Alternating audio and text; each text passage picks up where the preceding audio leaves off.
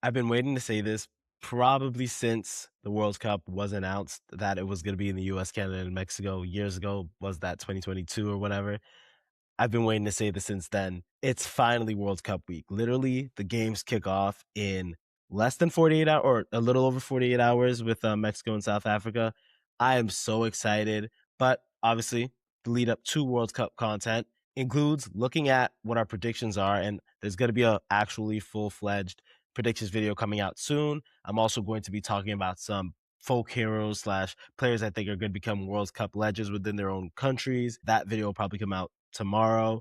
The video you're seeing right now is just a manager video. Which managers are going to be under the most pressure here at the World Cup? First off, not a prediction by any means on A, how good the manager is, B, how good the squad is, because I'm not looking at that. First off, there's way too many players. So really think about, hey, how will this player affect, the manager's legacy, even though that's going to happen with some of these players and some of these managers. But we're going to go through each manager, all 48 ones, group by group, and say which managers are going to be under the most pressure. We're going to make a tier list because everyone loves tier lists, and that's probably the easiest way to do this. I didn't want to rank them from 48 to 1 in terms of which managers are going to be under the most pressure. And obviously, it's all subjective. And I think a tier list is the best way to be subjective, but also be analytically correct at the same time. So let's just get started. So here we go. We have all the managers here from Group A all the way through Group L. There's so many managers, so many teams. I heard they're trying to expand to like 64. I don't know how I feel about that, but without further ado, let's go with what the tier lists are or what the tiers are. At the bottom, we have happy to be here. When I'm looking at this tier right here, that's just anybody who it could be a first time qualifier of said World Cup. It could be a team that probably doesn't have that much no issues in terms of winning a game. Like if they go out and get groups, it's not that big of a deal. But at the same time, there's not a lot of pressure on them. And this is gonna be with 48 teams with so many like first time slash small nations qualifying. There's gonna be a lot of that. House Money Heroes. These are teams that are good enough to win a game, but the upside is going to outweigh the backlash if they lose. So if they do win a game, think Saudi Arabia last World Cup when they beat Argentina, they were playing with house money. They went out and just had fun, honestly. The third tier, No More Moral Victories. This is a team that probably isn't expected to win their group or, win any games at the most part, but at the same time, they're good enough to take down the better opponents in their groups. This is a team that should be at least competing for one of the better third place spots or coming up as runners up in their group. The second from the top, receipts due. This is teams that should be either in contention to win their group or knockout stage or bust. You need to get not even the first round, you need to get to the round of 16/quarters. That is the bottom. That's the floor of your expected World Cup progression. These managers are managing teams that have stacked success over the last couple international cycles and need to at this point deliver. Receipts are due. And then we have the top, bring it home or don't come home. I'm not saying that there's going to be like all these managers need to win a World Cup because it's super hard to win a World Cup. There hasn't been a lot of new winners, and I don't think there's going to be a new winner this year. I mean, we'll talk about it, but I don't think there will be. These are the managers that have been put in their helm to go win a World Cup or have been at it for a little long time now. So they really need to figure it out. And semis or at least third place runners up, that's the goal. That is the absolute minimum that they need to achieve with this World Cup. So we're going to start with Group A. Obviously, Group A is Mexico's group. That's going to be Mexico, South Africa, South Korea, and Czechia. So let's start with Javier Aguirre. So I don't think Javier Aguirre, even though Mexico's been one of the better CONCACAF teams, if not the best CONCACAF team over the last couple of years, I'm going to put no more moral victories for Javier. He's obviously been there a little under 2 years. He was part of a Mexican World Cup side as a player. They're listed, I think, 80 to 1 to win the World Cup, and I think they're favorites to win Group A. They're around their top 15 team, I believe, in FIFA. So that means that they are seen as a pretty good team. This is a team that won the Gold Cup. They got grouped to the Copa America, but They've won the last two Gold Cups. And not only that, they went to the group stage. They got grouped in both the World Cup and the Copa America these last couple international cycles. So in CONCACAF, this is one or two. They're always at one or two in CONCACAF, but when it comes to larger games, they tend to underachieve. No more moral victories. I don't think anyone's expecting Mexico to go out and make it to the quarters or even the semis at all, but I do think they should be winning their group. And I do think that you cannot be they even in the friendlies, they had some pretty good results, especially against Portugal. This is a team that needs to actually succeed at this World Cup. Not We're not asking you to go out and make a knockout stage run, but what we are asking you to do is get out of your group and at least put a good showing in that first elimination round as well as in the round of 16. So I'm going to say no more moral victories for him. Again, I don't think Mexico, this is a better Mexican side than we've seen. The fact that they've had so much success over the last few years while still transitioning from that quote unquote golden generation is really, really commendable. But no more moral victories for them. For South Africa, Hugo Bruce.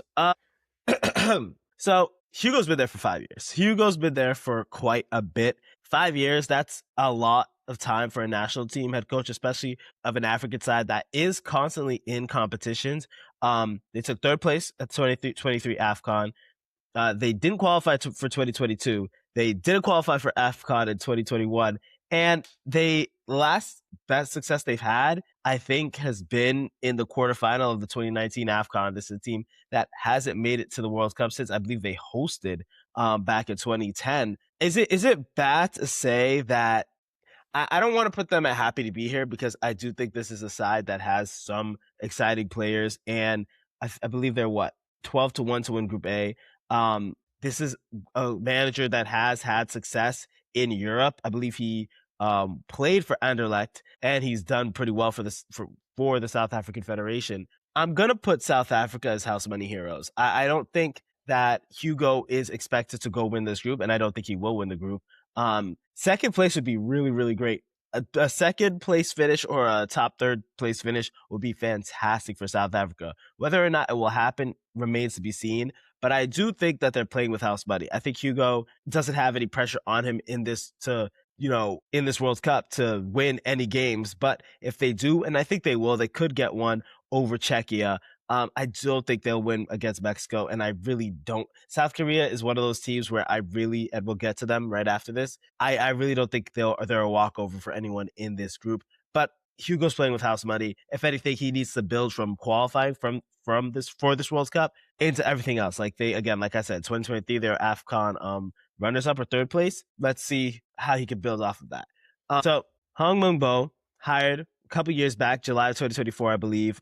He was a manager, but he is a national team icon, one of South Korea's best players. I believe he was a defender for that side. He brings back some familiarity, and he's a legend in South Korea. So he's someone that they really needed desperately for direction. He's only been, again, like I said, just under 2 years. During the 2002 World Cup, he was a gigantic figure for that team. So I don't know what they're expected to do, because in the World Cup last time they made it to the round of 16, and I remember that group. That it was a fantastic success for them, and they made it to the Asian Cup semifinal in 2023. So I do think they're also house money heroes because they're playing very, very well. I'm gonna put them actually over Hugo Bruce.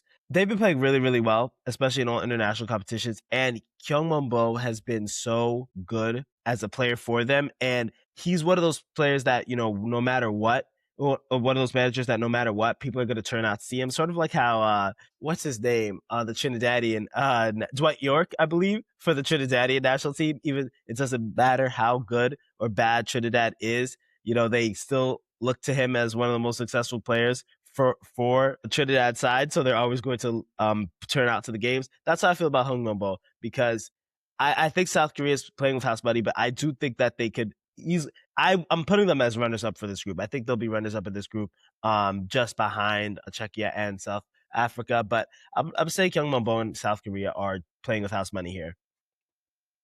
And then Czechia, Miroslav Kubek. hired in December 2025, so he hasn't necessarily been there a long time. He was very, very integral. He obviously got them through the UEFA playoffs to get to the World Cup. So they got grouped in Euro 2024. They did qualify for 2022 World Cup. Made it to the quarterfinal in 2020 of the Euros and did not qualify for 2018 that World Cup either. They're back in the World Cup.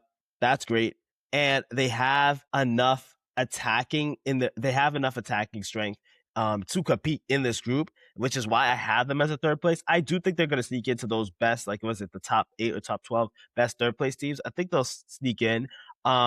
He's coached in Czechia.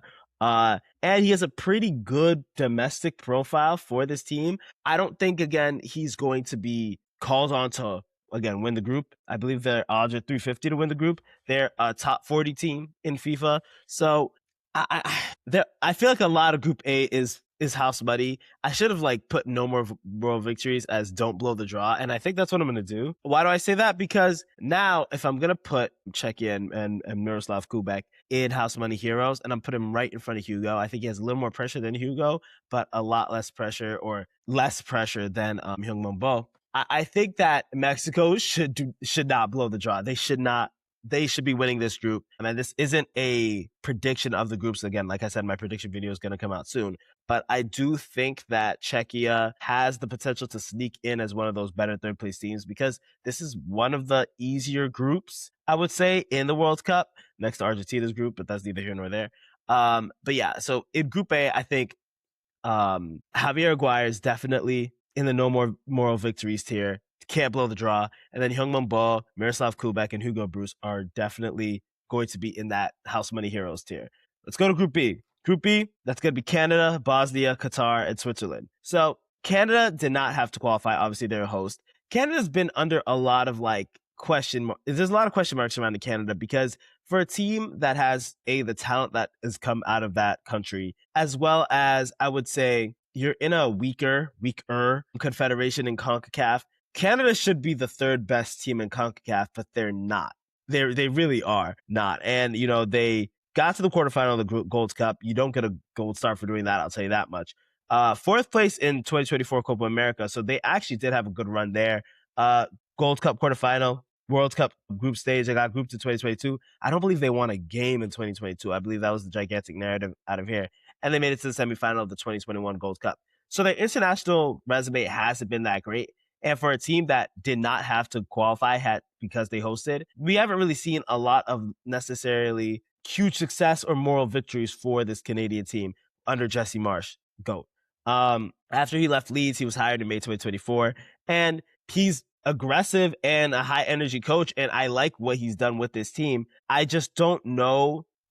I don't know what it's supposed to be like for him in this World Cup. Like, what are we expecting Canada to do? If we're really looking at this group, this is not an easy group by any stage, because you have such, I would say, experienced other international teams here. And outside, I think everyone here outside of Qatar who hosted, but they've been really, really well since hosting, has had World Cup experience. So Canada, they're plus 200 to win the group. Are they the favorites? I don't think they're the favorites. No, Switzerland is actually the favorite to win this group. So you're not even favored to win your own group. You were seeded number one or you weren't seeded, quote unquote, because you're a host.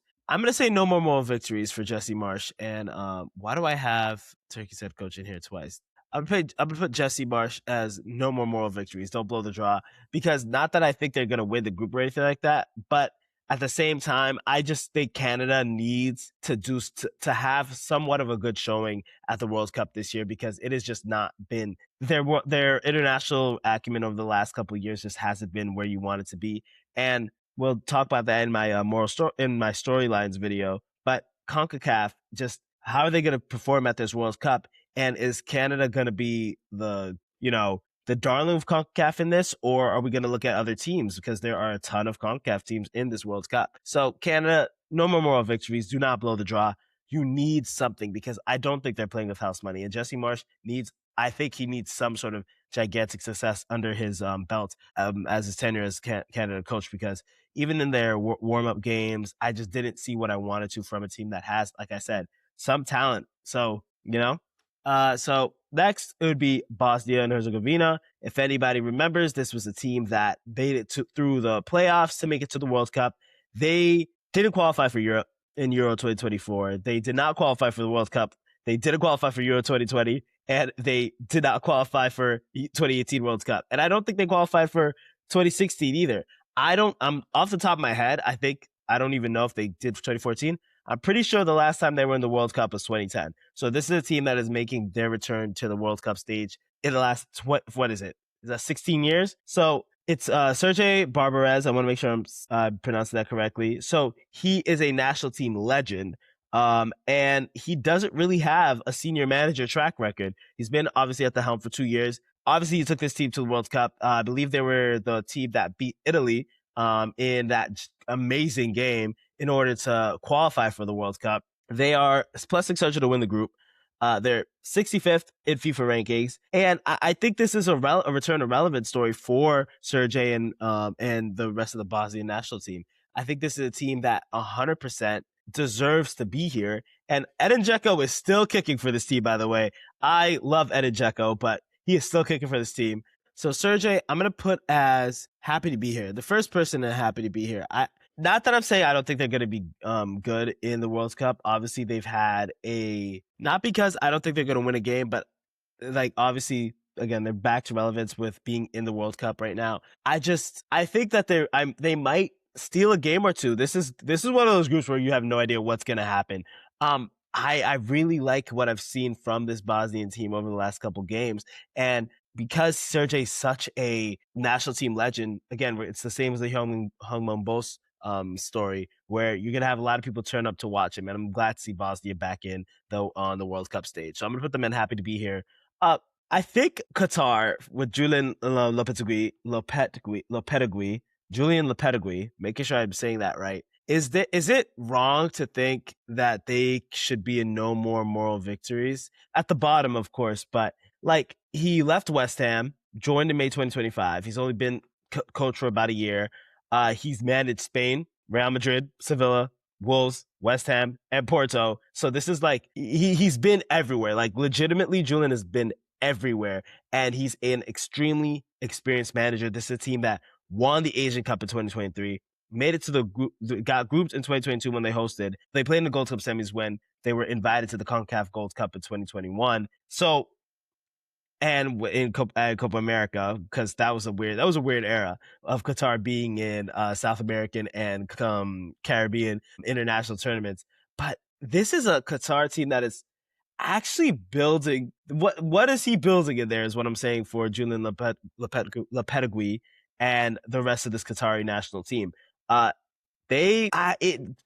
is their expectations? Probably low, but this is one of the better Asian sides over the last few years. So I'm going to put them in no more moral victories. I think if they could get a win over, they've had the experience playing in CONCACAF tournaments.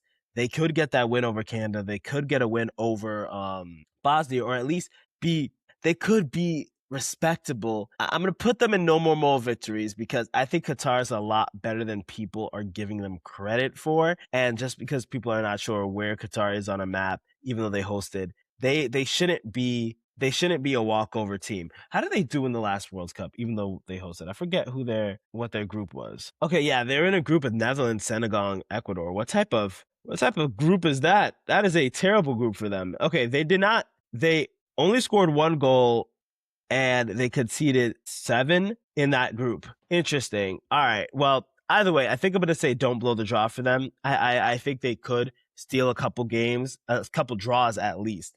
But yeah, I'm going to put them either in no. Let me move them actually down to House Money Heroes, right above. I don't think they have that much expectations where, there's going to be backlash if they lose, but I do think they're a lot better than people realize. So I'm going to put Qatar in House Money Heroes. And then Murat Yakin for Switzerland. He's been there for a while. He's been here almost 5 years for the the Swiss national team. He's played for this team in Euro 2004. They are the favorites to win Group B. They made it to the quarters in Euro 2024. They made it to the round of 16 in 2022. They made it to the quarters in Euro 2020. And every single international tournament that Switzerland has played in the last few years, they have made it to the knockout stage. So I am going to say they are a reliable and experienced team. Murat Yakin, you might be at the right in the middle of Javier and Jesse in No More Victories / Don't Blow the Draw. I think if they were to not come in first place in this group, the same way with Mexico in their group, it would be devastating. They've been so good in international tournaments, and I think this is that group. This is that type of group where you go out and you win. I do think Switzerland is one of the better teams. Maybe a sneaky round of 16 team. We'll see in my predictions, but they've been so good in all the international tournaments that they've been in. I'm going to say Murat Yakin is a No More Moral Victories manager. They need to go out and win this group. That is just it. What they do after that, I think make it to the round of 16. Maybe that's the goal, but this is a really, really good Switzerland team. Group C, man. So Group C is my group. I don't know if you guys can see the jersey, but I'm wearing my Haiti jersey right now. Shout out Seda. So Group C is my group. Let's talk about where each manager is. I think Carlos Ancelotti, bring it home or don't come home. Is that crazy to say? He's been here only a year. Even after Copa America, everyone said we're waiting for Ancelotti. We're waiting for Ancelotti. They need to be sub. And again, like I said, bring it home does not mean a World Cup win because it is really, really difficult to win a World Cup. It is not easy. Last time Brazil won, I believe, was in 2002. That's when they got their fifth star. Is it wrong to say that I think that he is in Bring It Home or Don't Come Home because everyone was waiting for him. Obviously, he's had the success at the club level with AC Milan, Real Madrid. Everyone's waiting for him. He obviously has the experience in coaching up one of Brazil's most important players, Vini Jr. They made it to the quarters of Copa America. Disappointment. Quarters in 2022. Disappointment in the World Cup. Copa America runner-up in 2021. Disappointment. Like every single international tournament that they've played in, up and including the 2014 World Cup, has been a disappointment. Hell, the last trophy that they've won internationally was 2019 with the Copa America. Was that the Centenario version? It might have been. And they haven't made it past the quarters in any World Cup since 2014. So and outside of like that's crazy, right?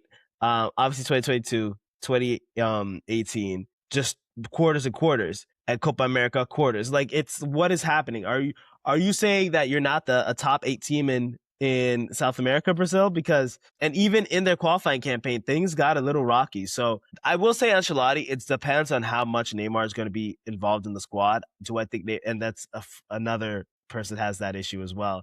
I'm gonna have to say that it's bring it home or don't come home because if Brazil doesn't have a good showing at this World Cup, I'm not saying that they have to win. It's really hard to win a World Cup. If Brazil does not have a good showing at this World Cup, that will be catastrophic for Brazilian soccer. Not saying that they're not able to create. Obviously, this is a nation that has produced talent upon talent and has maybe some of the best players in the world at almost every position except their fullbacks. Like they have the best defender in the world in Gabriel. They have one of the best wingers in the world in Vinny. They have a fantastic team, but it's going to be up to Ancelotti to see how he's the main thing is he's there to manage egos, and that's this is a squad that you're going to have to manage the egos. But I think it's bring it home or don't come home. It really is for Brazil and Carlo Ancelotti.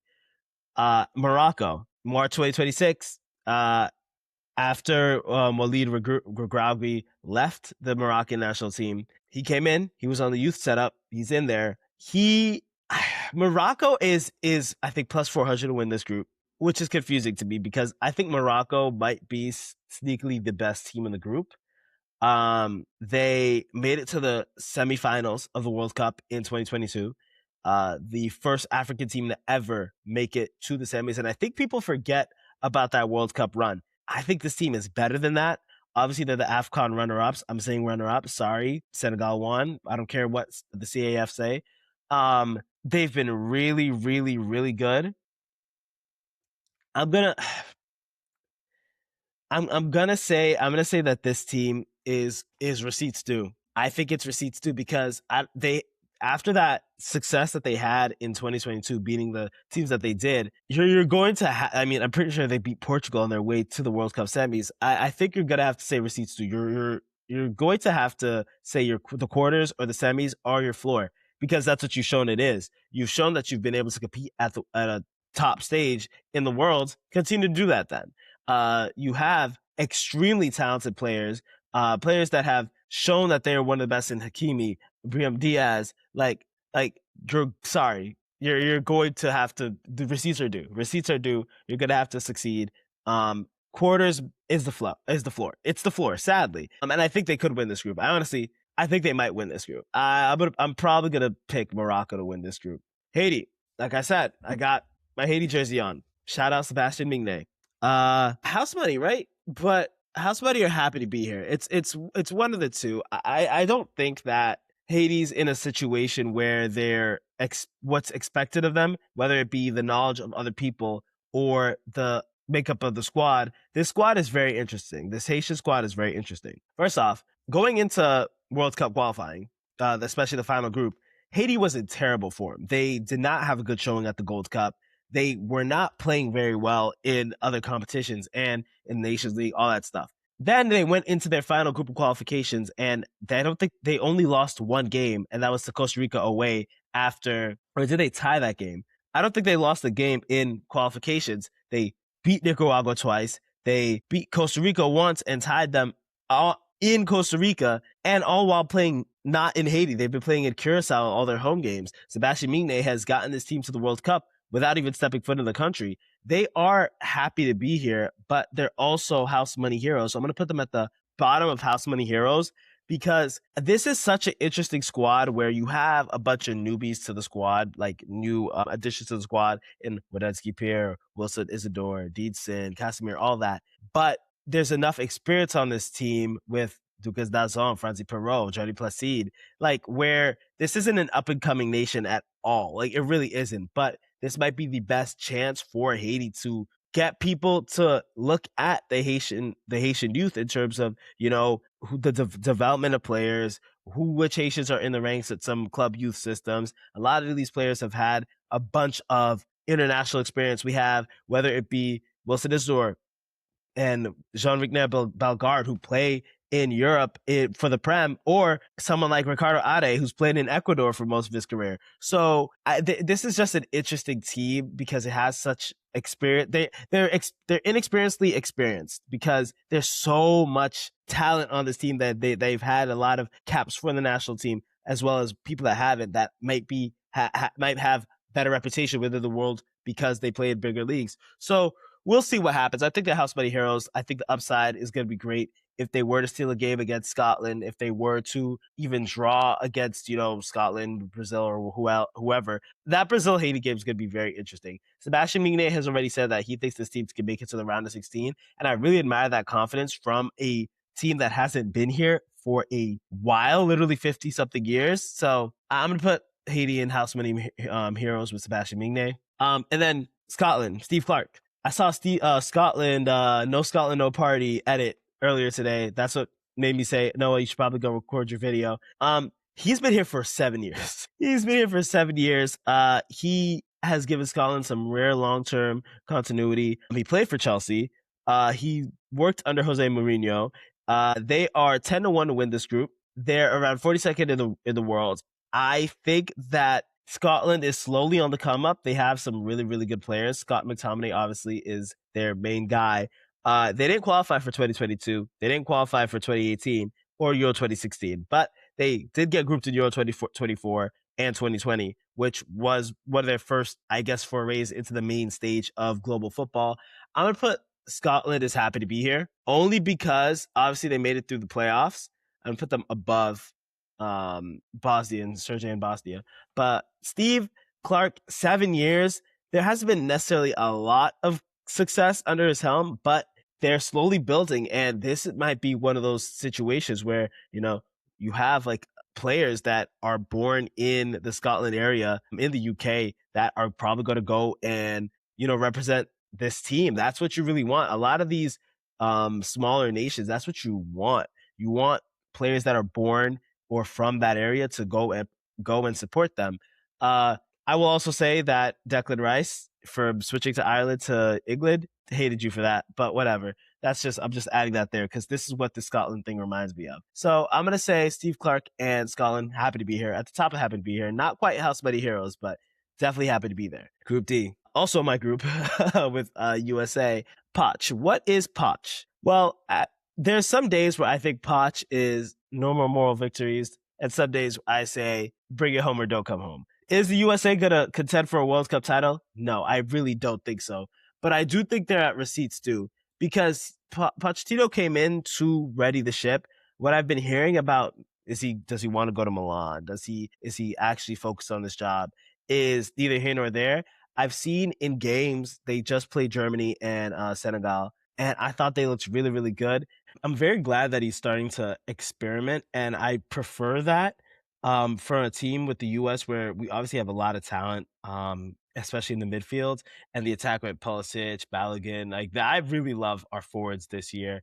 The defense still leaves a lot to be desired because outside of Robinson and Richards, we really don't have anything in the middle. Sorry, Tim Ream. I don't care. I really don't care how you feel about that. But yeah, I'm gonna put Poch's receipts too because I do think I want to see not necessarily around a 16. He'll like as I add more coaches, I'm going to definitely move Poch lower and lower from the receipts too, because I don't think that the semis or something like that is the goal here. But I do think that we definitely need to see some sort of success, like legitimate success from this. Like it can't be the way I forget where we made it to in was that 02? But like I definitely want to see some success from the USA national team. Next up, we have um, Paraguay, Gustavo Alfaro. First off, Paraguay is on a bit of a tear in CONMEBOL. They qualified pretty easily for the World Cup. Gustavo's been here for just under 2 years. He led Ecuador at the 2022 World Cup, and Ecuador had at least a very, satisfactory campaign in 2022. They're plus 400 to win this group. Enciso might be injured for the first game against USA, but we'll see. He also coached Costa Rica as well. He has a lot of World Cup experience and international experience. Gustavo has been very good for Paraguay in terms of them playing up to their other opponents. And I think this team has a lot of good young talent on the squad as well as some veteran leadership. They got grouped into the Copa America. They didn't qualify for the 2022 World Cup, and they didn't qualify for 2018. So I believe the last time they were in the World Cup was in 2010. They're physical, they're disciplined, and they're capable of dragging better teams into uncomfortable games, which makes them a bit of a wild card. I'm gonna say house money though, because I don't know what people are expecting. This is a team. I think Gustavo can be successful with this team, and hell, I could see this team even finishing as a runner-up in this group. I mean, Turkey isn't a walkover, and neither is Australia by any means. But I could see Paraguay realistically finishing as a runner-up in Group D. So I think Gustavo is definitely house money heroes. He hasn't been at the helm long enough for me to expect more success from Paraguay, but I do think he's had enough World Cup experience where I think the players are going to be prepared, even with the injuries. Tony Popovich for Australia, the Socceroos, he's been there since September 2024. He played with Crystal Palace, and he's obviously had a lot of experience in the domestic leagues in Australia. They're on 24th. I didn't realize they're that high. Australia. They made it to the quarterfinal of the Asian Cup. They made it to the round of 16 in 2022.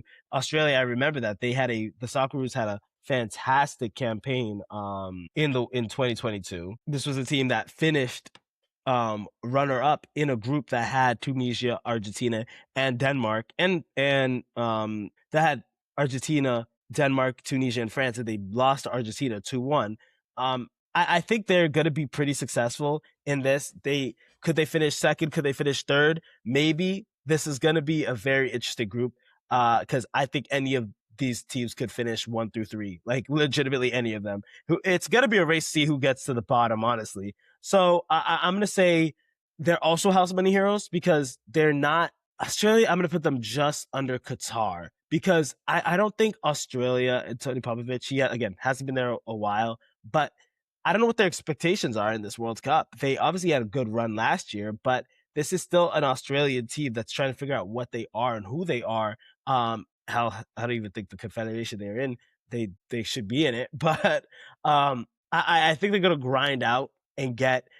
This is easily a team that can make it through with like 3 points in all draws. Like I legitimately think so. So I'm gonna put them in house money heroes as well. For Turkey, Vincenzo Montella, they made it through during qualifiers, the qualifying playoffs. He's been nicknamed Le Aeroplanino because of his play career at AS Roma. So he was hired in 2023. He has strong knowledge of Turkish football, and Turkey is a country that has been really developing very well in terms of not only their domestic leagues, the talent there, but also their youth setup. They have good players. They're plus 175 to win this group. They made it to the quarterfinals in Euro 2024. They didn't qualify for either of the last couple World Cups, and they've just been one of the newer teams onto the scene in Europe. They're I, I think this is such an open group. That's what I'm saying. Like I can literally see anybody there. I'm also going to put Turkey as playing with house money. I don't know who the second person I'm missing because I have multiple Vincenzos here, so I don't know who I'm missing here. I'm gonna put them just over South Korea. Again, like I said, this is a group. Group D is so wide open. Anybody can finish 1 through 3. And it'll be interesting to see who finishes at the bottom. But I think Vincenzo and Turkey are definitely playing with house money. Group E, Julian Nagelsmann, hired in 2023 after leaving Bayern. They needed to reset. Germany needed to reset. They got grouped in 2022 and 2018 after winning in 2014. So they've probably had the World Cup curse the hardest. He's been there about 3 years. They're the favorites to win this group, and they're one of the odds-on, not necessarily favorites, but they're one of the top contenders for winning the entire thing. So obviously, with that type of pressure, I should put him in Bring It Home or Don't Come Home. No, I'm going to put him at the top of receipts too, because even in the games that I've seen so far of Germany and how they've played against what you would call inferior opponents, I haven't seen that much to give me confidence in this team or Julian in making a true deep run. This is obviously a team that has a lot of young talent and a lot of up and comers, but there isn't like who is the most. Again, I don't want to. This isn't supposed to be a referendum on the squad, but who the most experienced player at this in this Germany squad is obviously Manuel Neuer, who came out of international retirement, but he's just been that good. I just they need redemption, and I don't think people are saying it's a fallen giant narrative, which I could see why, but I just think this is not the team. They just haven't had enough international success in other tournaments to make me think that this is a team that is primed for a deep run. But I definitely do think that we need to see something. Hell, I think I'll put them below Morocco. I think I'll put Julian below Morocco because I don't think the expectation should be to make a World Cup semi. It shouldn't be. This Germany team is just not that it's not good enough. They haven't built anything up yet. Could I see them making a run? 100%. But I just don't think this is the year. So I'm going to put them in receipts due. I do think a loss to an inferior opponent, quote unquote inferior, is going to be really, really bad. But I just haven't seen enough from Julian and this team to make me think that this is going to be one of the better teams in this World Cup, even though they're like a top 10 side in the world. I just don't. Curacao, Dick Advocat. Curaçao's house money. They're happy to be here, actually. They're at the bottom of happy to be there. They might be the happiest to be there next to Cape Verde, honestly. Hired in 2024. They've been really, really good. Curacao, respectfully, has been the Holland Little League, essentially, because they're a developmental league. They are 120 to 1 to win this group. They're one of the lowest ranked teams in the entire tournament. He's managed at other World Cups with Netherlands and South Korea, so he has the World Cup pedigree. But what are we expecting from Curacao, especially in a group like this? They're a small nation, but again, they have a lot of talent. I think they're just happy to be here. They're a team that I really could see, you know, just people getting behind and watching the games and being really, really happy that this team is here. But in this group, I just don't think they stand a chance. Yeah, and they could prove me wrong, but I do think Curacao, Dick Advocat, happy to be here. Emerson Faye. So after Jean-Louis Gasset was dismissed during um, AFCON, Emerson Faye took over Cote d'Ivoire. He's been here for a little over 2 years. He is one of the better managers in this entire tournament, in my opinion, at least in terms of what he's done for his country. I'm gonna put him at the bottom of No More Moral Victories. This is a really tough group, but they're the games that he should be winning. He should be winning. I think he should be beating Curacao. I think he should be at least tying Ecuador and maybe looking respectable against Germany. Cote d'Ivoire is a nation that has a lot of history, and Emerson Faye is one of the reasons why they're reclaiming said history. They won AFCON in 2023. They did not qualify for the last couple World Cups, but he is, again, one of the better one of the better coaches in the entire tournament in terms of what he's meant for his country. So I'm gonna say that Emerson Faye is No More Moral Victories. I'd like to see Ivory Coast again. This is probably one of the lesser talented Cote d'Ivoire teams I've seen in the last couple of years, but they definitely do have the talent to at least be respectable. They have to be respectable. So yeah, and then Sebastian Bakachichi. I have no idea how to say his last name. I'm gonna say Sebastian Becca. Hired in August 2024. He's an Argentine coach that's intense, and they need to build off of this golden generation that they have. Ecuador is 100% in a golden generation. They not only have the veteran presence, but they also have players that are succeeding in Europe. They have Moises Caicedo. They have Incapie. I think Sebastian Becca is in a No More Moral Victories. I'm going to actually put him just above Emerson Faye. They're dangerous. They are so dangerous. I don't think anybody wants to see Ecuador at all. Not only, again, we know this is a team that's known for their defense, but now they actually have some attacking prowess too as well. So they made it obviously to the quarterfinal in 2024 of Copa America. They got grouped in 2022, quarterfinal 2021 Copa America, and grouped in the 2019 Centenario. This is a team that desperately wants some sort of success internationally, and I think they're going to get it here. Ecuador is a really, really, really, really good team. They're a dark horse. They really are. I could see them making around a 16 run. I'm going to put them at No More Moral Victories, though, because just how good this team is, you really want to see that success translate and that talent translate onto a world stage. So I'm going to put him there. And now Group F. So let's start with Ronald Koeman. After this is his second time being in charge of the Netherlands national team. He was at Barcelona for a little bit, I believe. He's been here for damn near 4 years, 3.5 years, I believe. He has played for or managed some of the biggest clubs in the Netherlands. Ajax, PSV, and Feyenoord. Literally one of the top Eredivisie squads he's been a part of. This is someone who is well known around Dutch football. And what is that going to mean on the biggest stage? I don't know. He's replacing Louis van Gaal. Like what like what do you want me to say? They're favorites, but it's in this group, but they're in a group with Japan and Sweden, and this could be the group of death. And there's a lot of group of death candidates, but this could be the group of death. I don't think this Netherlands team is one of the better teams in the entire tournament. It's not one of the better Netherlands teams. This is a team that made it to the Euro 2024 semifinals. They made it to the quarters of 2022. I believe they beat the US. They made it to the round of 16. And in 2020, the last time we saw the Netherlands on the type of stage like this was 2010 when they were the runners up. So I don't know what to think about the Ronald Koeman and this team, but it is a No More Moral Victories, and I'm going to put him at the top of that.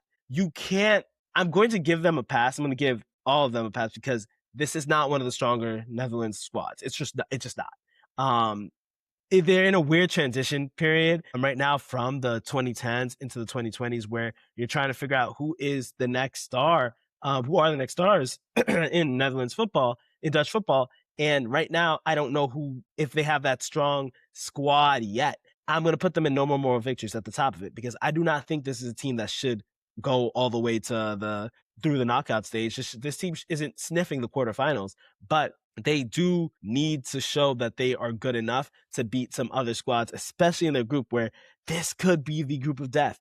Let's move on to Japan. Hajime Moriyasu, hired in 2018. He's been here forever, nearly 8 years at the helm, and he's coming from Japan's U setup, meaning a lot of the Project Blue Lock guys that we saw, play very well in the 2022 World Cup. Hajime has been a part of developing that team squad. So I'm going to say no more moral victories because they're plus 275 to win this group on per ESPN bet. They're a top 20 squad in the entire world.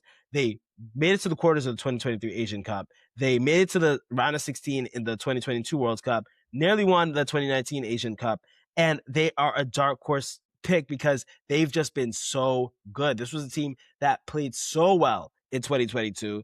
I don't think they're getting enough hype on the mainstream, and they really, not that it's deserved, but they have that type of profile to really upset any of the teams in Group F.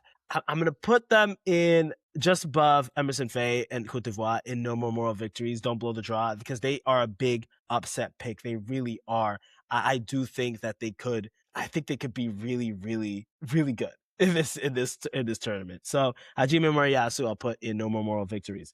And then Graham Potter. Chelsea fans, cover your ears. I know Graham Potter makes you extremely nervous. So obviously, after leaving West Ham, he goes to coach Sweden. Deep history. A lot of great players come from the Swedish ranks. A lot of the best strikers ever. Is Latin considered one of the best strikers ever? I would say so. And now I think they have one of those teams where they could make a deep run. I honestly think Sweden is one of my dark horse contenders. He obviously has a lot of deep history in Swedish football with his time at Östersund. They're plus 450 to win the group, which is interesting. They did qualify for the Euros. They did qualify for the 2022 World Cup. They made it the furthest they've been, I think, on the world stage is 2020, the round of 16 in Euros. But here's the thing. They got here by winning the Nations League because they got a spot in the playoff, and Victor Gyökeres just went crazy and got him here. I think this is one of those teams where they didn't have to have a stretch of bad form to make it here because they legitimately caught lightning in a bottle at the right time, and they are carrying that to this World Cup. So Graham Potter, redemption arc. Does he use this to parry a job into a new club job? And they also have the attacking talent. Like I'm saying, I really do think this Swedish team is not one to they're not a rollover team at all. None of these teams are, honestly. I'm gonna say I'm gonna put Sweden at the top of House Money Heroes. I really do think Graham Potter is trying to coach for his next job in Europe, honestly. So I'm gonna put him at the top of House Money Heroes. Sabri Lamouchi, I'm gonna put as I'm definitely putting him in maybe House Money Heroes because Tunisia has been really, really good recently. They're one of the rising stars in African football. Got grouped in AFCON. They made it to the group stage in 2022. They were one of the few African teams that really had a lot of success. I think they need to steal points, stay compact, and try and get third place. But I think they're House Money Heroes. I really do. And I'm actually going to put them underneath Haiti, or actually just above Hugo. Just above Hugo. Everyone's going above Hugo, honestly. I think Tunisia, they're one of those teams that are going to try and steal points. I saw this team play against Haiti, actually, back in March. I think they could be one of those third place teams, but we'll just have to see. Again, like I said, this is this is a crazy group, honestly. So Sabri Lamouchi, I'm going to put his house money. In Group G, Rudy Garcia for Belgium. Hired in January 2025. He had stints at Napoli. The Golden Generation peaked and did nothing. Belgium did nothing with their Golden Generation. Garcia has been successful in Europe. He's took Marseille to the 2018 Europa League final. He's managed in France, Italy, and the Middle East as well. I think they're the favorites to win this group, but this is such any other year, I would say this is just a receipts due or bring it home or don't come home. the best chance that Belgium had to win a World Cup was 2018, and the generation has done nothing since. And right now, in a transition space to see who are the next stars in Belgium. You have Tielemans, you have Doku, you have a bunch of guys who are on the come up, but you still have to, have a squad with the veterans like De Bruyne and Lukaku. I'm gonna say no more moral victories or don't blow the draw, just above Canada, but not quite over Mexico, because I don't know what the expectation is for this Belgium squad, but I don't think it should be high. If that's better, I mean they've beaten a lot of good teams, but especially the friendlies. But I don't know, they haven't had any success recently, so they're still really a really good team, a really high quality team, and they should win this group, and that's why I have them in no more moral victories. But I just don't know what their ceiling is because of how post golden generation they are. And then Hassan for Egypt. Egypt, guys, do not. Egypt disappointed me in AFCON this year. This previous AFCON, they really did. They're obviously towards the back end of the Salah era, the Mo Salah era, but they still have a lot of talent. Look, they're plus 400 to win Group G. I don't know what to say about this group, but Egypt should be going through, right? Right? Even if they don't go in through as a runner up, they should be a good third place team. I do think Hassan, you're playing with house money and just above Sweden in that regard, because you really should be going through. If Egypt were to get beat by Iran, New Zealand, I don't think they should be, but that's neither here nor there. You really should be getting through. So I'm going to say they're playing with house money, but not too much in a sense where I don't think they'll win the group. So that's why, but I think they'll go through, and that's why I have them at top of house money heroes rather than no more moral victories. But this team definitely has talent. I mean, a post Salah era, is Omar Marmoush gonna be good? Who knows? But they really, really should be going through. And then Iran is also another team, Amir Galinoue, who's managing this team. Iran is in a very interesting spot, both politically and within their soccer setup. Because look, Amir's been there for a little over 3 years. He took them. He led this team at the 2007 Asian Cup, so he has experience, with a side like this. And this is a team that has had some pretty good finishes in the past. I mean, 2023 Asia Cup semis, they got grouped in 2022. I believe they're in the US's group, but every single game that they played was tough. And they made it to the semis in 2019 of the Asia Cup, and they got grouped to 2018. So this is a team that's made it to the world stage on multiple occasions. So they have the experience there, and they're difficult to break down. So I do think they could be a spoiler in this group. And who knows, maybe they're playing for a lot more than just, the results on the pitch, but rather their world standing, and politically they're out here sending a message. So I do think there's going to be a lot of eyes on these games. I think Iran is just over Paraguay, but just under Graham Potter and Egypt and Hassan, because I do think they can win some games. I think Iran is a better team than most people realize, and I think they will be able to break down certain teams. So I'm gonna put Amir Galinoue at in-house money heroes, because they probably, I do think, Belgium, Egypt, Iran go through. I really do think they do. And then Darren Besley with New Zealand. So he's worked in New Zealand's youth setup. He's been here for just under 4 years. He's, played in Europe with Watford and Wolves.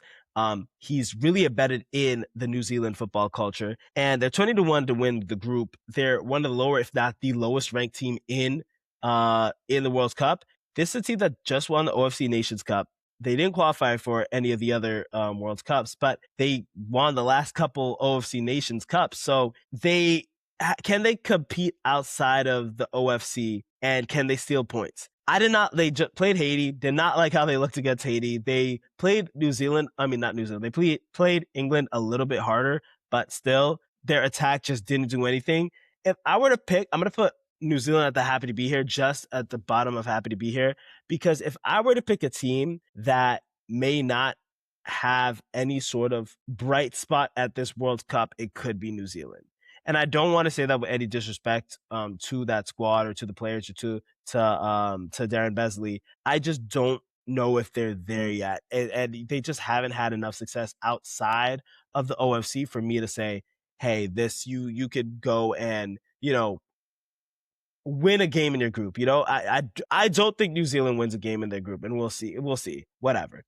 Uh, Luis de la Fuente for Spain. This is we're now Group H. So hired in 2022, he coached in the Spain youth setup. He's been here forever. He has so much familiarity with this generation. Is that a good thing? Is that a bad thing? We shall see. But he is one of the Spain is one of the tournament favorites, especially post winning Euro 2024. There's a team that made it to the round of 16 of the last World Cup and the semis. They've made it to the round of 16 and basically all of the previous international tournaments that they've been in outside of winning Euro 2024. So this is a team that post 2010 winning, Spain has transitioned so beautifully into their next chapter. I'm gonna put Luis de la Fuente um at bring it home or don't come home. I'm going to put him under Brazil. Why do I say that? Because do I think that Luis de la Fuente is under a lot of pressure? Yes. But the teams, especially the players in that team are so young where come the 2030 World Cup where they're hosting, this is the team that's going to win that World Cup. I honestly think that 2020 Spain wins the World Cup or 2030 Spain wins the World Cup, literally 20 years after their previous win, because every player on this team come then is going to be legitimately in their prime. And I just don't think the pressure to win now is there. It might be manufactured because yes, they've been great in Euros and they've been fantastic. They've beaten great teams, but I just think they're too young. I really do. So Luis de la Fuente has pressure, but if they don't win, it's not deemed a failure. As long as they don't get groups, they're not going to get groups. They really won't. And they're not going to get, it'll be shocking if they get taken out by like a team that's significantly worse than them in the knockout rounds. I think Luis de la Fuente, out of all the managers that are going to be in that bring it home or don't come home tier, he's probably the one with the least pressure. The only reason that he has pressure, in my opinion, is because of the success that that Spain has had in recent international windows. Cape Verde, Bubista, he's been there forever. For a team that has, he's been there for just over 6 years. For a guy who's been there for so long, it's great to see that they gave him the patience to build up Cape Verde. 60-1 to win this group. They made it to the quarterfinals of AFCON in 2023. They didn't qualify for any of the World Cups. This is their first ones. This is one of the better debut teams. They were really, really, really good in the playoffs to make it through to the World Cup in CAF. So I'm really happy that Cape Verde had stuck with him through this historic rise. I'm gonna put them in happy to be here, just under Bosnia, but just over Curacao, because you would think that I feel like African nations have had a little more pressure over the last few years because, African football, there's an immigration issue. There's like, how do we take the CAF seriously?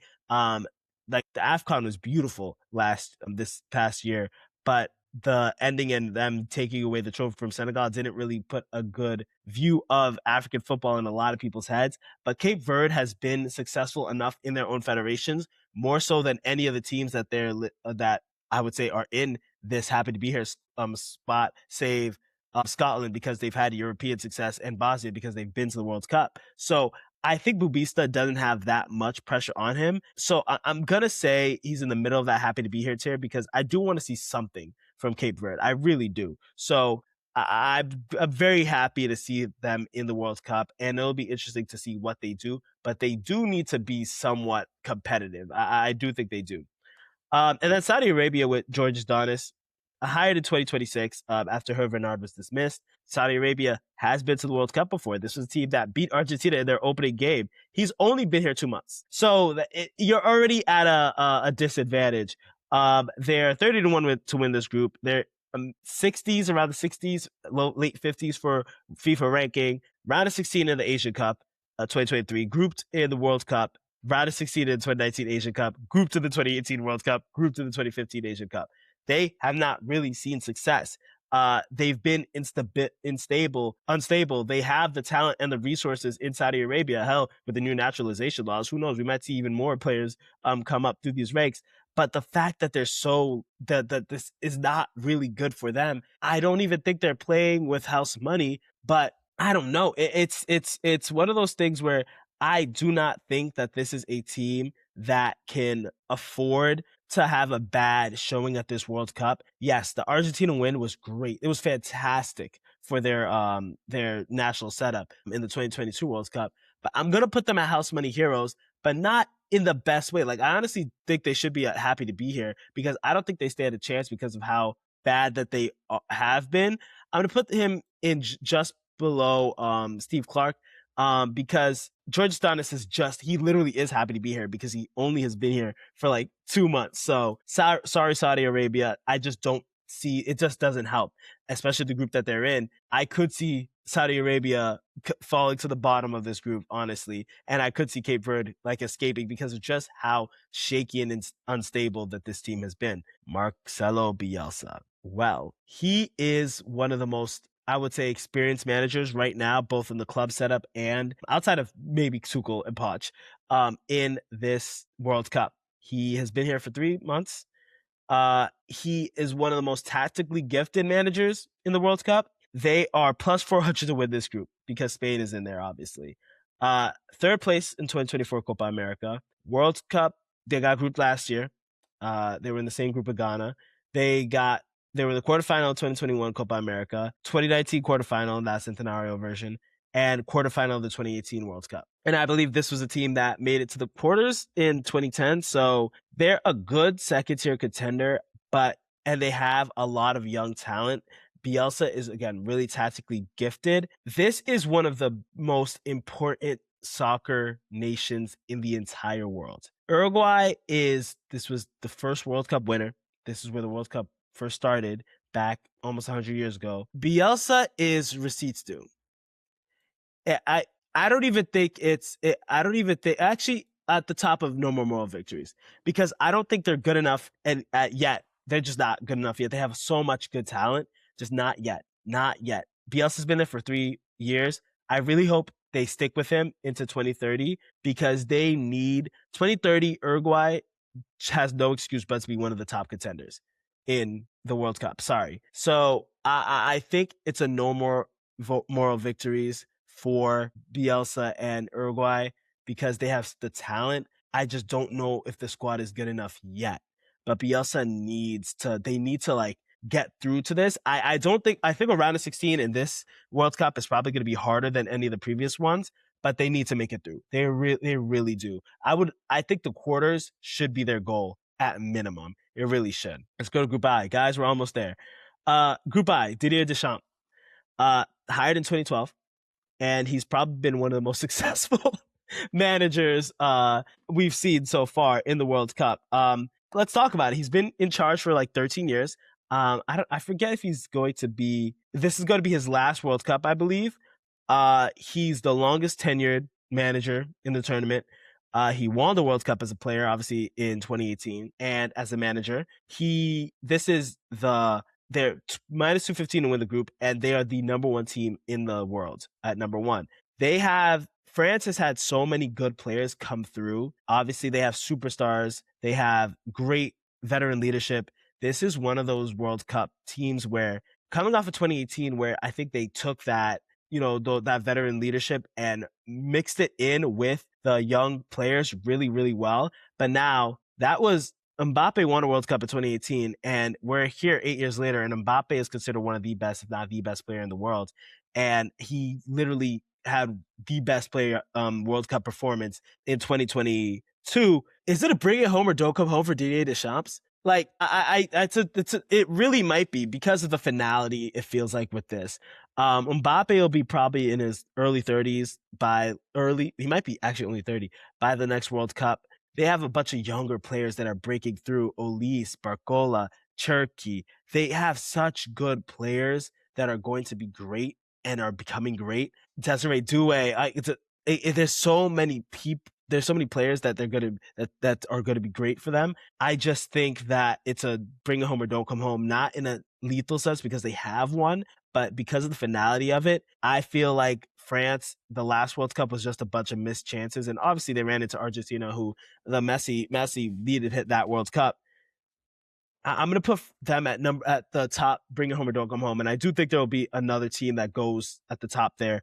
So yeah, there's a final chapter feeling of it all. they're in the top of this tier because I just don't think that there's another. There just might be there's not enough. There's enough talent in the squad, but I don't think there's another chance. There's going to be another missed chance. If let's say they go out in the semis or again in the World Cup, in the World Cup final, you're going to get that again. People are not going to remember the first Mbappe World Cup slash wasn't even Mbappe's. That's a Giroud World Cup slash Benzema slash all of them. You're not going to remember that. You're going to remember two straight missed chances. So to get so close last year and not win it, I think this year they're at a bring it home or don't come home because of the finality of it. Nobody knows what the squad is going to be fine in terms of talent, but nobody knows in terms of management and what it looks like, you know? And I feel like Mbappe right now is just the center of a lot of terrible press. It really is. So yeah, Didier Deschamps, you're at the top of that, but that's not because of any hostility or any negative thing. It's just because you have so much talent. Senegal, Pape Thiaw, hired in December 2024. He worked in the domestic-based national setup. He's been there for a year and a half. He is local development. You know, this is a team that has a bunch of great players that played in Europe. Sadio Mane being one of them. They're plus 750 to win this group because this is truly one of the hardest groups in the entire World Cup. But Pape Thiaw for me is I think they're strong enough to advance. I think there are no more moral victories, and they're just below Uruguay in that sense because they won AFCON. I'm putting the air quotes because according to the CAF, they didn't. And I think they're definitely on the come up. I just need to see what that means for them. What does this World Cup, especially against a France, Norway, and Iraq group, what does that look like? Are they going to be a good team? It just sucks that they're in this group because Norway and France being in the same group is crazy to me, but that's neither here nor there.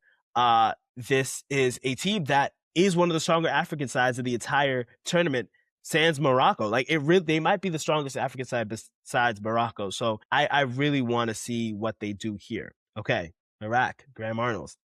Hired in May 2025, after leaving Australia, he has major Asian and World Cup experience. He's only been there about a year. He's managed Australia twice though, but he has experience in the A-League and Asian football. This is an 80-1 team to win the group. They're not winning the group, but they should. This is an Iraqi team that needs to show something.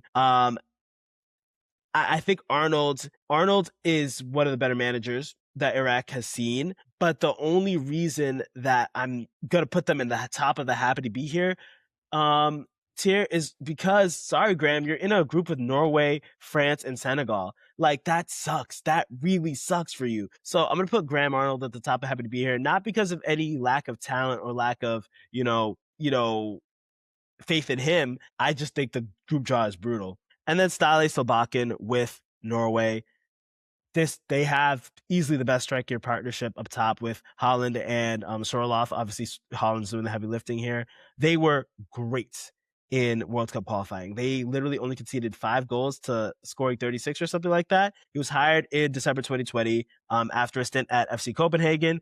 They've stayed with him, with Stale through their entire generational build up. So he was in their 1998 World Cup squad, and that was the last time this team made the World Cup. This is a team that is around 30, late 30s in FIFA. They didn't qualify for Euro 2024, didn't qualify for 2022 World Cup, didn't qualify for 2020 Euros or 2016 Euros either. But this is a team that has some of the most talented youngsters and players all around in the entire world. They have Holland, they have Sorloth, they have Odegaard, they have Bob, they have a bunch of players that really are.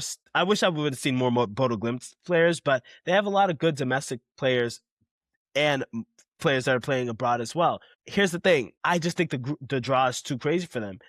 You would love to see Holland try and carry his team. He hasn't done too much so far in the friendlies, but again, I'm hearing that they're struggling to compete in the heat.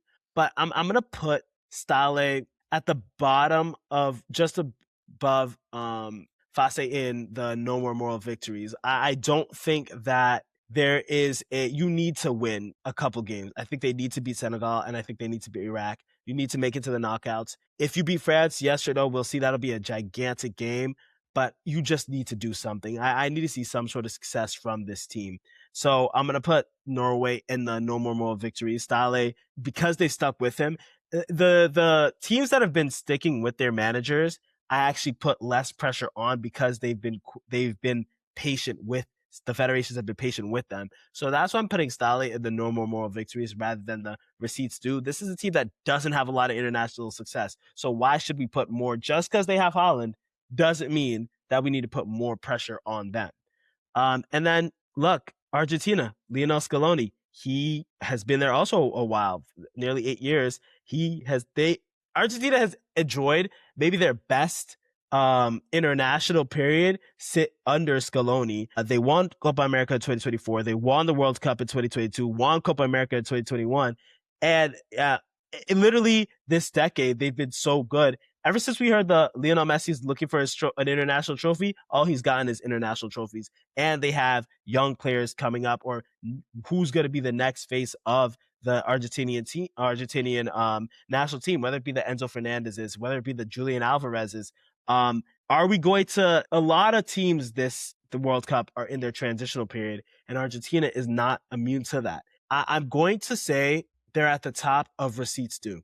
Why do I say that?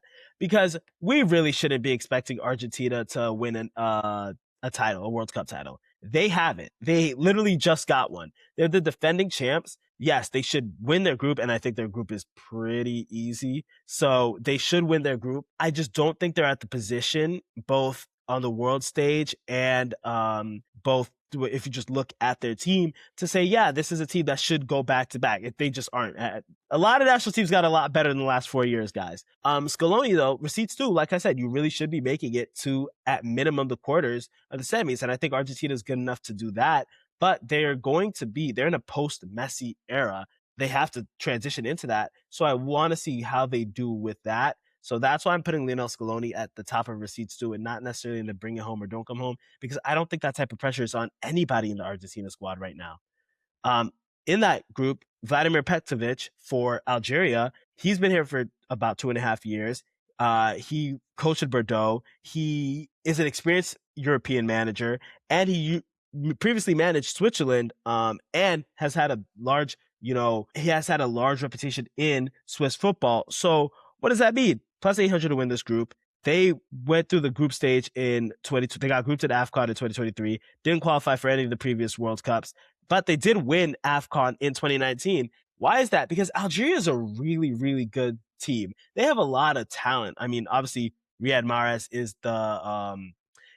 the icon of Algerian football, but they have a lot of players coming through the ranks as well. And I would say they're honestly on the come up, and they should be looked at as one of the next contenders in African football in the next couple of years. I'm going to put Algeria just under Egypt and House Money Heroes, because do I think that they're going to go through in this group? 100%. I think that they should finish comfortably in second. Algeria is just that good. But honestly, outside of, playing Argentina, and let's say Austria or Jordan decide to wake up one day and just be great, if they lose a game or if they get grouped, I don't think it will be bad for Algerian football, but we definitely need to see some sort of, success here. So that's why I think they're House Money Heroes here. Ralph Rangnick, hired in May 2022 after his spell at Man United. And if anyone's hearing familiarity of that name, that's because he was an interim coach at Man United. He's been here 4 years. They are plus 370 to win this group. He is one of the architects of modern German pressing football. This is someone who has had his influence. Him, Bielsa, and some other coaches here in the World Cup have had a lot of influence outside of the country and their confederations. So Austria is a team that made it to the round of 16 in Euro 2024. They didn't qualify for the last couple of World Cups, but in the last couple of Euros, they've made it to the knockout stage. They're tactically sharp. They could be a spoiler. And I think they could really finish second as well. Again, Algeria should be finishing second, but they're also House Money Heroes. This is a team, I'm going to put them at the top of House Money Heroes. This is a team that I could see legitimately making a run to the round of 16 here. That is literally my hot take, because, again, Ralph Rangnick is fantastic. He's a fantastic manager. And it's translated so far on the international stage. So I'm going to say that they should be finishing second in this group, or maybe Algeria. either way, they should be going to the knockout stage. And I do think Ralph Rangnick is at the top of the House Money Heroes. Jamal Salami from Jordan, hired in 2024 after FUS Rabat. He is this is a coach that is playing. This is a coach that has the experience in Asia with Morocco. He's only been here for a little under 2 years. He's coached Besiktas in Turkey. He played for Morocco. I don't know about Jordan because the Asian teams are going to be interesting in this tournament because Jordan is one of those teams that have slowly but surely been a little more successful than people realize in Asia. Runner-ups in 2023 to the Asian Cup, round of 16 in 2019. So they've constantly each year definitely gotten better and better. I realized I haven't cited any of the 2025 Asian Cup because I definitely did not write that down in my notes. They are underdogs in a lot of the games that they're going to be playing. But after being so successful in Asia over the last couple of years, I don't know how you can not like this team and watching them.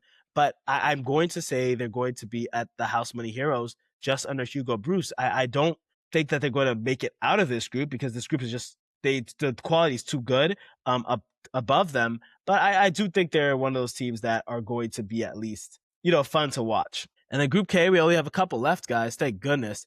Group K, Roberto Martínez, been here for three and a half years. He left Belgium. He has a lot of international experience. Obviously, he was successful with Belgium. He won the FA Cup with Wigan, and he obviously led Belgium through their golden generation.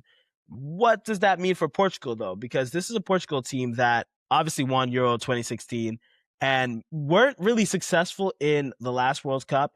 That was also really hampered by one of the craziest sagas I've ever seen with Cristiano Ronaldo and benching. I think this is the last World Cup for Cristiano Ronaldo, and I'm going to put Roberto Martinez at the top of bring it home or don't come home because no matter what, it is going to depend on just how he manages Cristiano Ronaldo because I think this Portugal squad is so freaking good. I think it's one of the best in this entire tournament.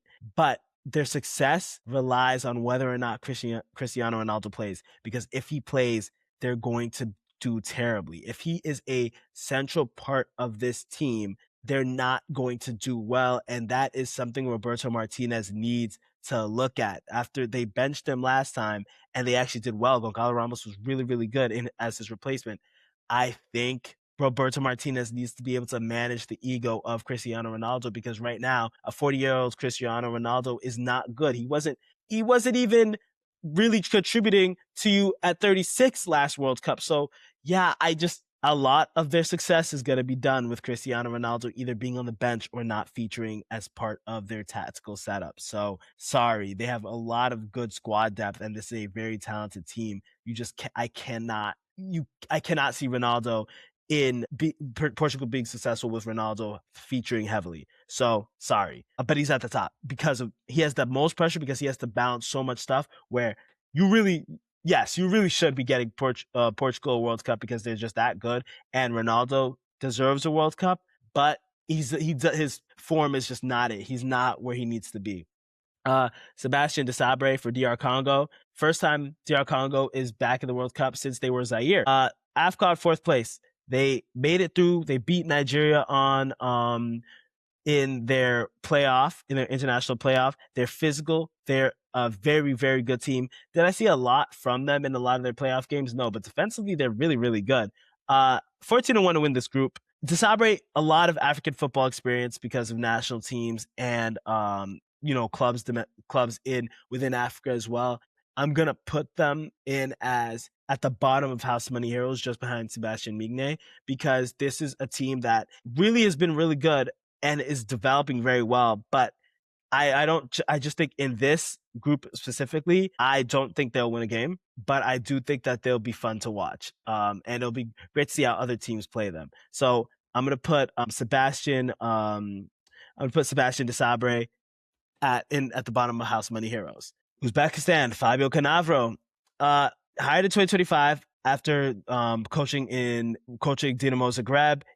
This is a very well known player, and this is obviously Uzbekistan's first World Cup. But this is a team that is only on the rise. Uzbekistan is literally only on the rise, and they have such good players. Literally, Cannavaro has a Ballon d'Or. Cannavaro is that good of a player. So it's like a high profile manager with a team that's on the come up is just fantastic. They are one of the I think they're the highest ranked first time qualifier. They're around 50.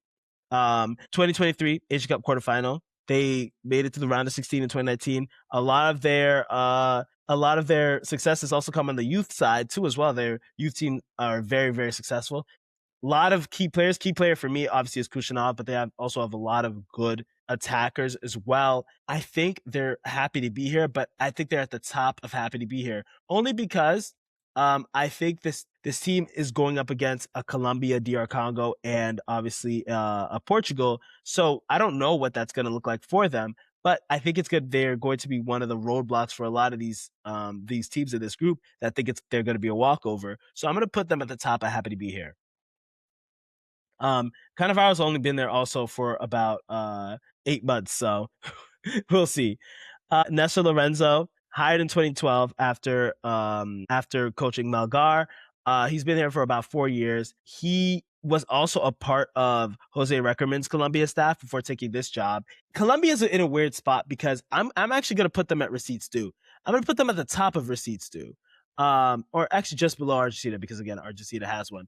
It's time for Colombia to show me something. It really is. They were the runner-up in Copa America, didn't qualify for the last World Cup. 2021 Copa America third place, 2019 Copa America quarterfinal, and they made it to the round of 16 in 2018, and obviously 2014 that was the year they made it to the quarters and lost to Brazil where James Rodriguez got injured. But I think they're a dark horse team. Portugal versus Colombia is going to define the group. But Nestor Lorenzo, over the last 4 years, we've seen you build this new Colombia squad. They're kind of fake deep. They really don't have a lot of depth in the midfield or like especially in the defense. So I don't know how I feel about this Colombia team, but you need to show me something, man. Colombia is such a storied footballing nation. Lorenzo, I think you need to give Colombia more. It's just way too talented of a nation, and they have such a high history that I don't think they should be in a position where they're not constantly succeeding on a World Cup stage or any stage for that matter, honestly. Like, it just sucks that they were runners up in a crazy Copa America last time around. But I just think, for me, receipts do. They really need to show me something. I honestly think they are probably one of the biggest favorite dark horses in the World Cup. And I just want them to show that on the stage. All right. Now, this is going to be fun. Group L, the final group, Thomas Tuchel. He was hired in 2025 after Bayern Munich. He has probably one of the better Champions League pedigrees of any team. He is one of the better Europe pedigrees of any team. He won the Champions League with Chelsea. He's managed the elite of the elite clubs. And England has basically said it needs to come home. This is out of every single, maybe Ancelotti, you might wager that is the second biggest, like, go and win us a World Cup higher. Tuchel is the go and win us a World Cup because England has had so much talent and they've always just underachieved. Obviously, in 2022, they made it to the World Cup quarterfinals. They were the runner-up in the last Euros, as well as the runner-up in 2020 as well. And they haven't won an international trophy in decades. So Tuchel has the biggest, it's coming, bring it home or don't come home of all of them, because truly he needs to pick up where Gareth Southgate wasn't able to succeed. He needs to do that. He needs to have more success. So I don't see anything less of the semis or the World Cup final as a success for Tuchel, especially the fact that he has tinkered so much with the setup. So the methods better work. So it's going to be interesting to see how he manages at an international stage. Even in their warm-up games and friendlies, they haven't looked that great. So yeah, and they're not even in a great group. This actually is the group of death for me. Croatia was Zlatko Dalic. He was hired in 2017. He's been here for damn near 9 years, one of the longer tenured managers at the World Cup. He led them to the 2018 World Cup final and the 2022 semifinals. Croatia has only achieved the best under Dalic. They're plus 320 to win this group, and that makes sense. I mean, Euro 2024, they came out in the group stage. They're still coming off of that crazy mid to late 2010s success that they've had. I, they're never easy to write off, and this is like one of the last stands of the parts of their golden generation. So it's gonna be about what the future holds for Croatia with this tournament.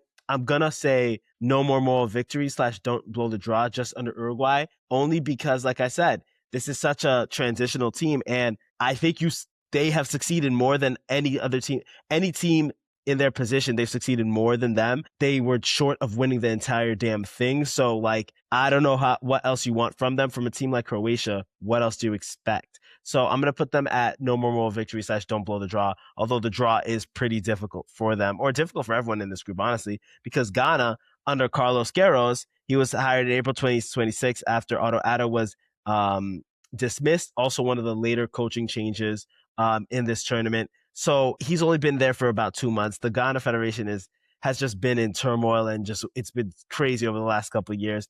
This is a pretty talented squad in terms of not the most talented Ghanaian squad, but a pretty talented squad. Queiroz, he's a veteran Portuguese coach who's had international experience with Portugal. He's worked with Portugal, and he's had a long spell with Iran. So I think the late coaching switch is one thing, but it's also the underachieving that Ghana has done despite the talent that they've had. Obviously, they weren't in AFCON. They were in AFCON. They weren't in the World Cup. They were in AFCON. They were not in AFCON. They got grouped in 2023. They got grouped in 2022 in the World Cup.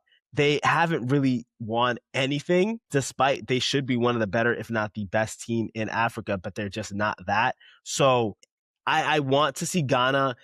No more moral victories just over Cote d'Ivoire, because they need to win something. I don't see any other coach. I mean, with 2 months in, that's why he's probably at the lower end of no more moral victories. But Ghana needs to do something. If they were to get a win over Panama, if they were get a win over any of the Croatia or England, or even just look good in these fixtures, that would be great for Ghana. So no more moral victories, but they're not playing with house money either, because they really need stability in this federation, and they want to keep guys committing to them. And again, like I said, they have a bunch of talented players. I would say Semenyo is probably their most talented. They have Ayew in there. But they just need to compete, and I want to see something from this Ghanaian team. And then finally, we have Panama under Thomas Christensen, hired in July 2020. He has had one of the longer runs of any CONCACAF manager, almost 6 years there. He's represented Spain, born in Denmark. He has a bunch of international experience. Panama is weird because they've kind of been like that top 5 team in CONCACAF over the last few years, or decade plus. Obviously, they were in the Gold Cup semifinal in 2025, got grouped in the Copa America group stage, but they actually made it to the Gold Cup final in 2023. So this is one of those teams where they obviously, in an expanded format, a lot of CONCACAF teams did find success and they went through to the World Cup, but realistically, they can get that third place advancement. So I want to see more from Panama, but they are playing with house money. I think they're right above Egypt in that sense, because that's going to be how is CONCACAF going to do in this World Cup is going to be the gigantic question. So I think this is definitely my final tier list here for what managers are going to be under the most pressure. Again, happy to be here.